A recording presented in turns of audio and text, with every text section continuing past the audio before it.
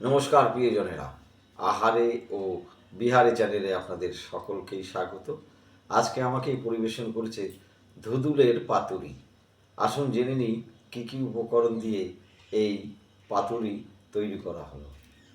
প্রিয়জনেরা, প্রথমে ধুদুলগুলো ছুলে ধুয়ে রেখে দিয়েছি। গ্যাসে একটা কড়াই বসিয়েছি, কড়াইয়ে সর্ষের তেল দিয়েছি। সর্ষের তেলের মধ্যে কালো জিরে আর কাঁচা লঙ্কা ফোড়ন দিয়েছি। তারপরে ধুদুলগুলো দিয়ে দিয়েছি, একটু নাড়াচাড়া করে ওর মধ্যে স্বাদ মতো নুন, পরিমাণ মতন হলুদ আর স্বাদ বাড়ানোর জন্য খানিকটা চিনি দিয়ে নেড়ে চেড়ে সর্ষে আর কাঁচা লঙ্কা পেস্ট করে রেখেছিলাম, সেই পেস্টটা ওর মধ্যে দিয়ে দিলাম কড়াইতে। দিয়ে নাড়াচাড়া করে সামান্য একটু জল দিয়ে ঢেকে দিয়েছি। কিছুক্ষণ বাদে ঢাকনা তুলে দেখলাম যে ধুদুলগুলো সেদ্ধ হয়ে গেছে আর পাতুরিটা হয়ে এসছে। তখন নামিয়ে প্লেটে ঢেলেছি, ঢেলে ওর উপর দিয়ে সর্ষের তেল আর কটা কাঁচা লঙ্কা ছড়িয়ে দিয়েছি আর ধনেপাতা গার্নিশ করেছি, করে পরিবেশন করেছি আজকের ধুদুলের পাতুরি।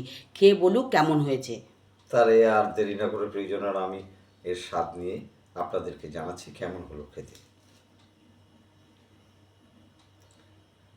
এই হচ্ছে, দেখুন প্রিয়জনেরা, কত সুন্দর হয়েছে ধুদুলের পাতুরিটা।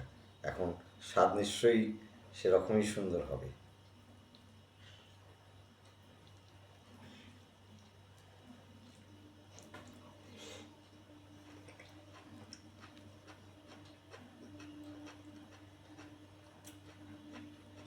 আহা,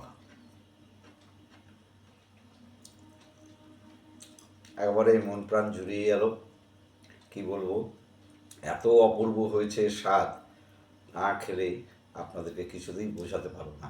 যাই হোক, আপনারা অবশ্যই এই রেসিপিটা বাড়িতে তৈরি করুন, সকলকে খাইয়ে কমেন্টের মাধ্যমে আমাদেরকে জানান কেমন হলো খেতে। আজ তাহলে এ পর্যন্তই, দেখা হচ্ছে খুব শীঘ্রই নতুন কোনো রেসিপি নিয়ে।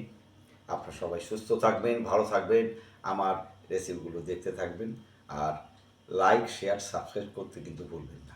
টাটা।